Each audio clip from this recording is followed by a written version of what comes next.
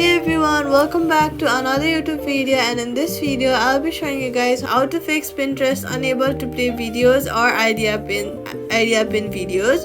First of all, make sure to restart Pinterest by opening the app.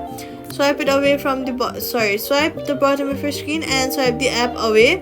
Next, we're going to log out and log back in. Go to your profile, click on the three dot button and then go to settings and then click log out. After that, log back in. It will refresh your feed and it will play videos or idea pin videos. After you log in, you are going to go ahead and turn off low data mode by going to your settings, search for battery, and then make sure to turn off low power mode to save more time.